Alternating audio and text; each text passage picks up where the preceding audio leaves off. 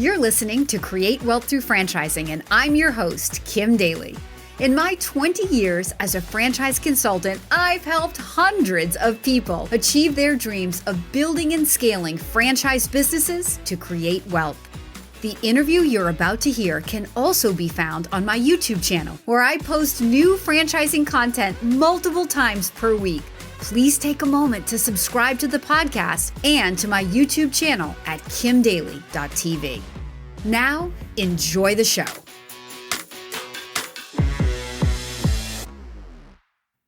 Welcome back to Kim Daly TV.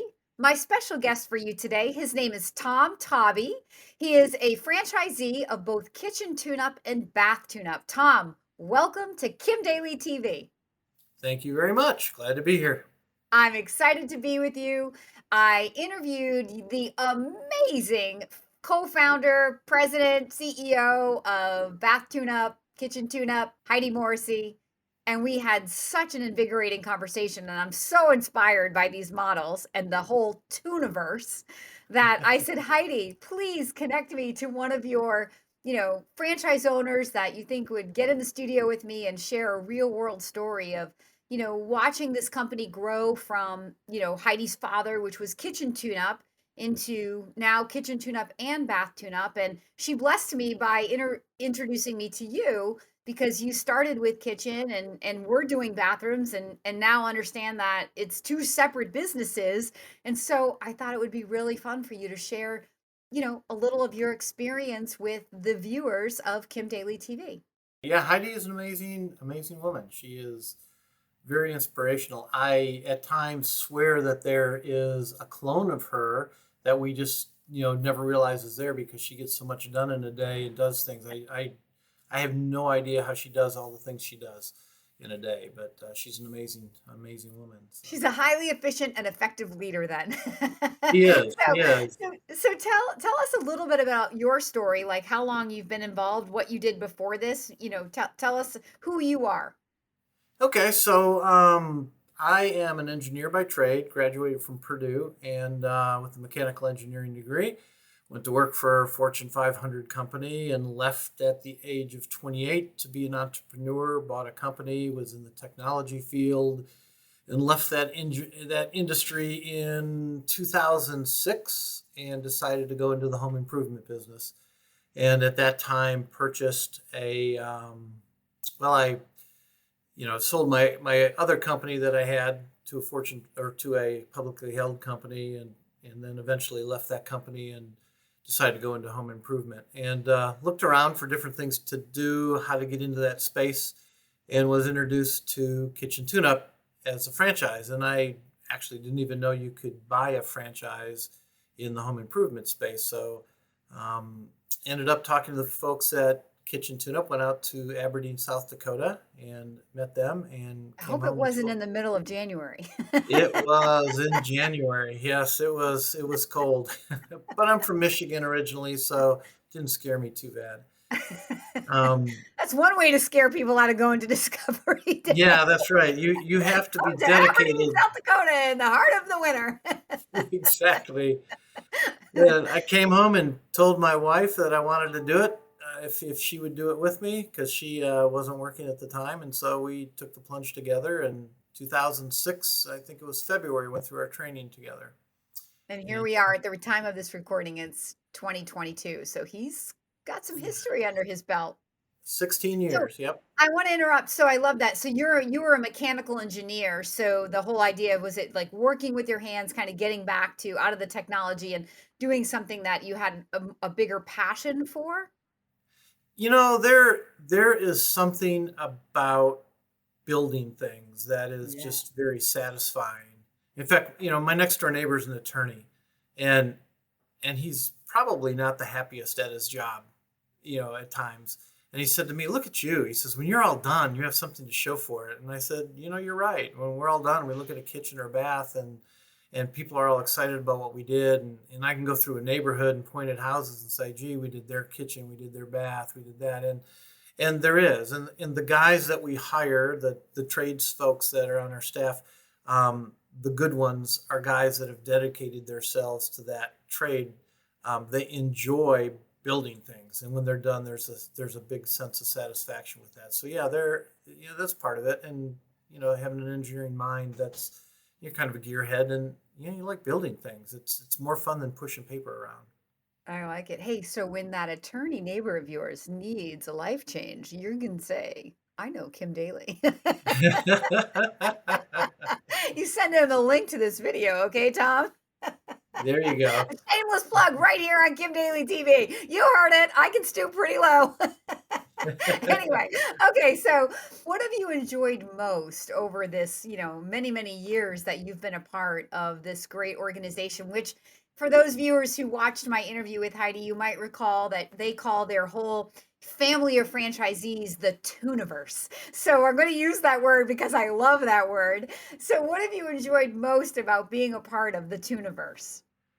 There's two sides of it. Number one is the franchise side of it. When I had my other business, I was, not part of a franchise. I was out there kind of on my own. You had to keep track of things going on in the industry. You had to maintain, an education on the technology and things like that. When you're part of a franchise, they do a lot of that for you. They feed you information. They keep you up to date. I don't have to do my own marketing stuff or ad copy or things like that. So it's so much nicer to be able to concentrate on my business and have other people that do those things for you and resources. But more than that, it's like being a part of a large company, but not having to report to a boss, if you can think of that. So You're the boss. exactly. So, the nice thing is, and I've always liked this about being an entrepreneur, no one's going to walk in tomorrow and fire me. You know, if I lose my job, it's because I didn't perform, and I'll know that's coming, because I know the business is failing. The thing I like is being a part of this big group. It's like being a part of the family, and I have seen Kitchen Tune Up do some things for people in the franchise that are amazing that I don't think big companies would do for their employees. Such And as? such as, without naming names, we had a franchise owner whose house burned down in wildfires that occurred. And they showed a video. He happened to be caught on the news. And here you see one of your friends who you've known for a number of years now talking to the news about his house and all his possessions and everything just going up in smoke.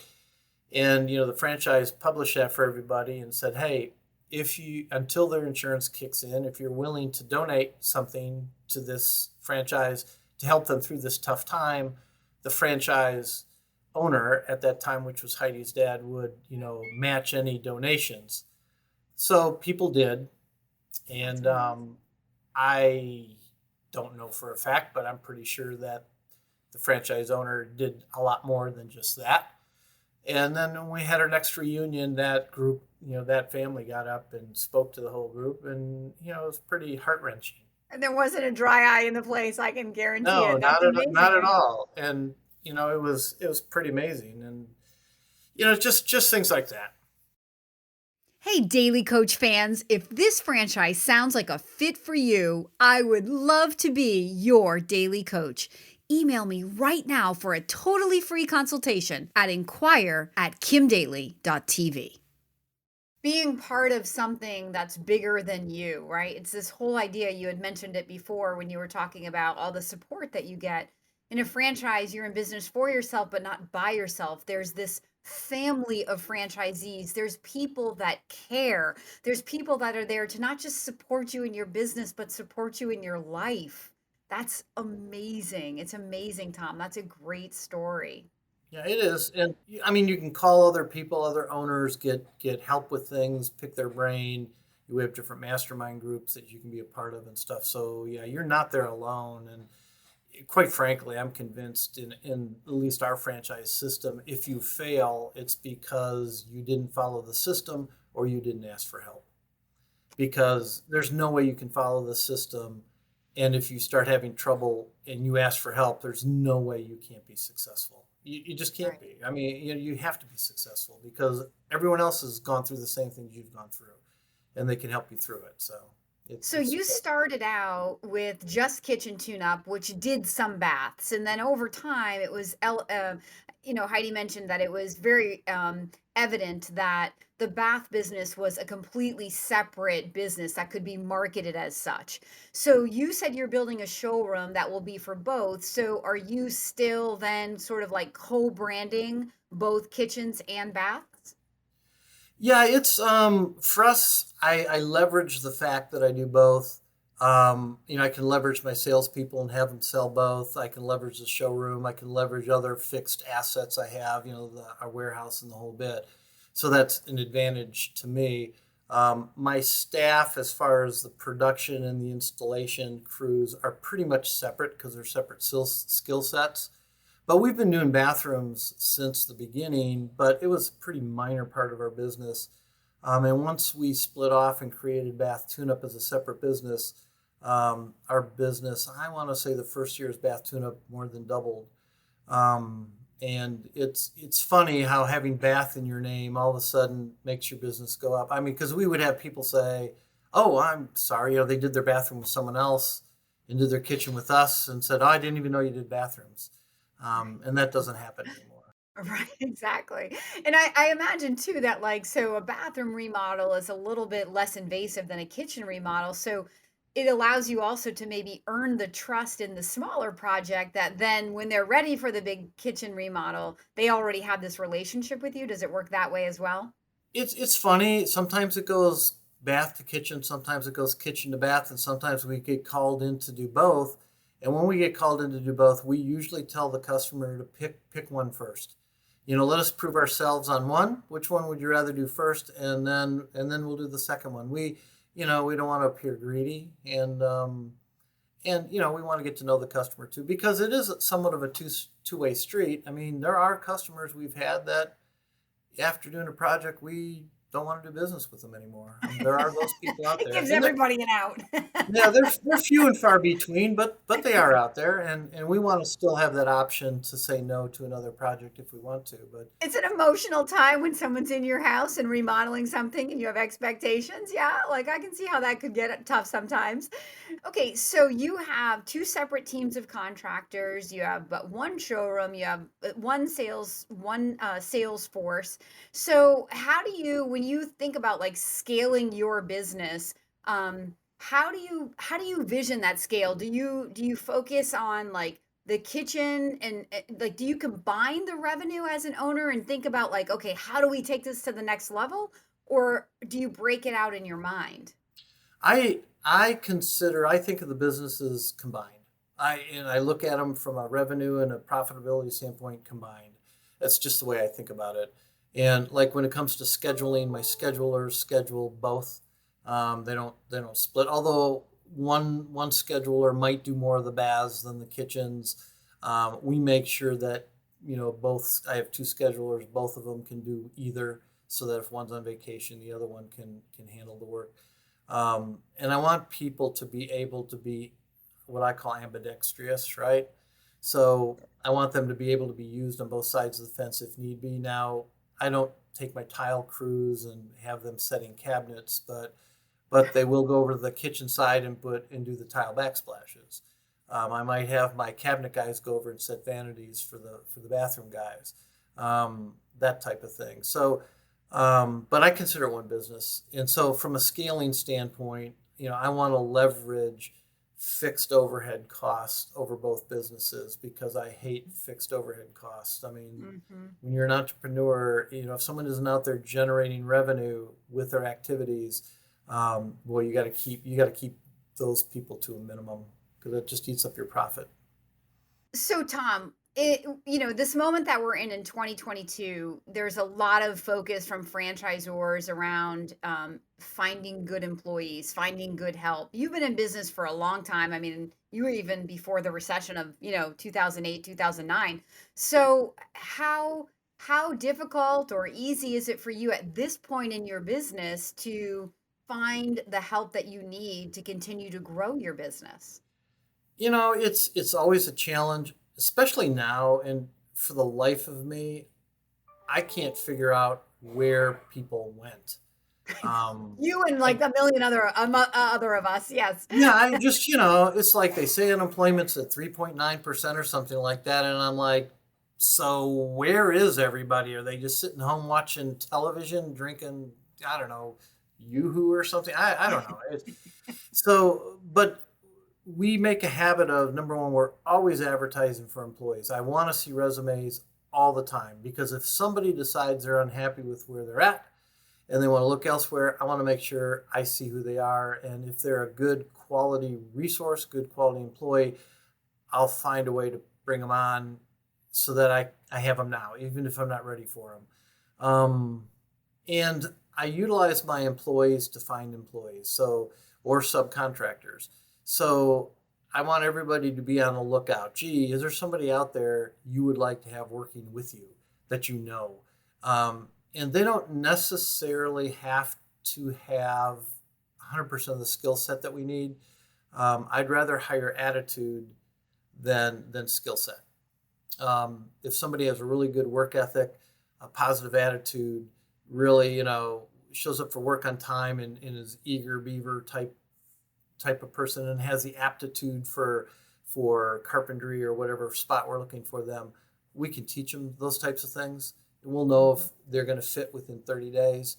And attitude is just really important to me. And if they fit well in the group, then that works. I mean, they can be the best carpenter in the world, and if they have a crappy attitude, they're just going to create a bad atmosphere here, and we just can't have them. So, and we've been pretty successful. I've got a great bunch of guys and gals right now, and we've been very fortunate. And I think that's just from tenacity of constantly looking. Yeah. And just your whole attitude around it. I love it that you're constantly looking for good people and you'll fit them in when you find them. I mean, it's better to be in an abundant place looking for something than in a scarcity place looking for it, right? Because when you really need it, you can never find it. So, Exactly, yeah. exactly.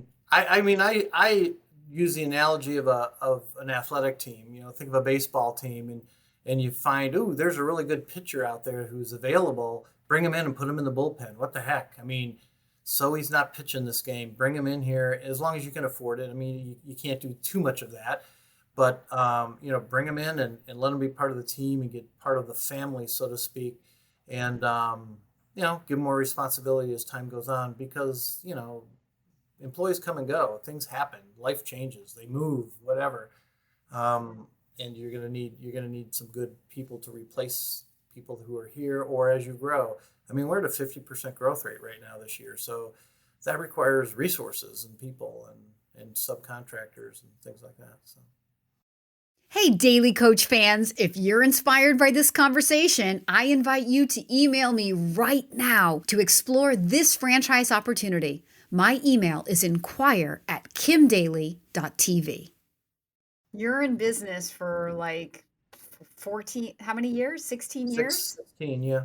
And you're at a 50% growth rate? That's unbelievable. Like for people to hear that. Yeah, it's actually from my perspective disappointing because I hit the gas pedal a couple years ago and I should have hit the gas pedal 16 years ago, or right after the first recession. I was content to be at a certain level and doing certain things, and then I hit a point and I'm like, well, what am I doing? I I don't need to be here. I really need to be here, and I reset. I changed my paradigm of where it needed to be.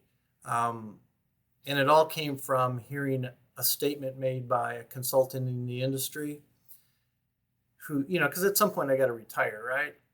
And this is my retirement account, right? My business.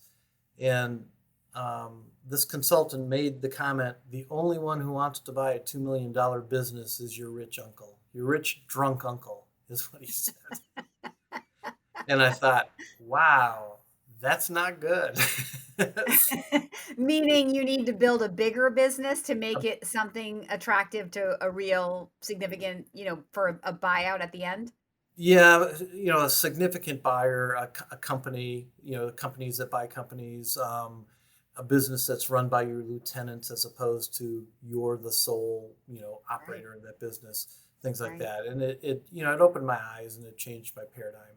And I thought, yeah, and I felt a little foolish after that. I should have been Yeah, thinking but you know differently. what? You know what I love about this story? So Tom, I have a very similar story. I mean, I've been a franchise consultant for 20 years, but those first 8 years, I was an average performing consultant, very inconsistent, like just sort of like looking back, just sort of looking, fumbling around really in the dark. And when I got clear on what I wanted to do in my business, that's when I became a history making consultant. And the last 10 years have been way more fun than the first 8 years, or I guess it's 12 years now, has been way more fun than the first eight. But it was all internal. And I love that you just validated that. People that are come to the idea of owning a franchise, they're often looking at external things for their success, right? They're looking at what am I going to get from the franchisor? Or, hey, my market is not like that market over there. I don't know if I can be successful.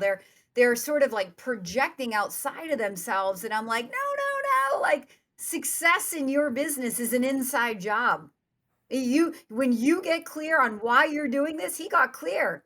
He saw like, okay, if I would really want to have an exit strategy for myself to retire nicely, I need to step it up. Yeah, That's what changed. That's what made your business get to a 50% growth. Like it wasn't that the world changed, it was that Tom changed. Those are exactly. those are consistent themes that the Daily Coach has said over and over and over on this very YouTube channel on Kim Daly TV. I really love that. Well, I liken it to this. Think of a person who opens a hardware store, right? One guy has a vision of a little neighborhood hardware store. Down the block you go in, and he's there run the cash register, and you come in and buy nuts and bolts. And the other guy has the vision of Home Depot. Okay, the only difference is their vision. That's the only difference. And the first guy could have had the same vision, he just didn't. You And just did. he just didn't. And that's okay though, too. It's totally okay. Like that's the best thing about business ownership, right? It's whatever you want to create. It's your business. As Tom said in the beginning, he couldn't get fired, right? No one was going to fire him. It was his business. So Yeah, that's okay. If you like, it was okay that where I was for the first 8 years. There's no shame in that. But it wasn't all that I was capable of. It wasn't who I really wanted to be. But it wasn't until I got clear that I was worth more and wanted more that I started asking for more from myself. And that's when everything changed. And that's what Tom is just validating to you. It's beautiful validation. How many more years do you think that you'll try to put in before you get to a point where you might want to sell it and retire? that's a great question. Um, I've got a couple of different paths and I have options, so that's nice. And one option is, you grow it, you sell it, and that's probably a 5 year window for me. The other option is you grow it, you get it to a size, your lieutenants run it, and I work part time and kind of semi retire and still collect a paycheck and let it run.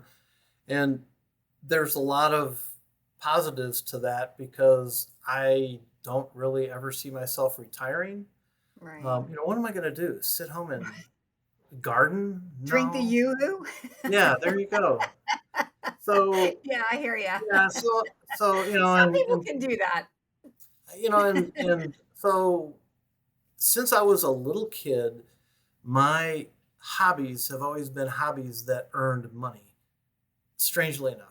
I mean, as a little kid, I used to make pot holders and sell them around the neighborhood for a quarter. I mean, that's just the way I'm put together. So if I retire, I'm going to have a hobby, and that hobby is going to be doing something that probably is something I make and sell or whatever. And so, why would I do that? Why not just stay in my business and help my employees be successful and just collect a salary until I don't know. And I do have some kids, and I have one son in particular that might want to come into the business. He's got a great aptitude for this line of work. So who knows? So I have options. The greatest thing, that's what I was just going to say. I mean, the greatest thing is the freedom to have the options to choose. to even like have one plan, but then get there and say, you know what, that plan's not what I actually want. I sort of want this plan. And when you're the business owner, you get to control it. You get to you get to call the shots because it's your dream, it's your vision, it's your business. Tom, I love every single thing that you have shared with my viewers today. Thank you so much for being my special guest and sharing your story. You're welcome. For those of you who are inspired to begin your journey to find your own Tooniverse, you know that I want to be your daily coach. Please follow the email on the screen below or reach directly out to inquire at kimdaly.tv. And until next time, my name is Kim Daly, and I want to be your daily coach.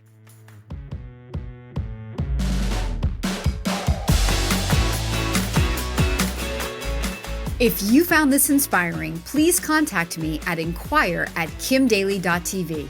My consulting services are totally free to you. Again, that email is inquire@kimdaly.tv. I can't wait to hear from you.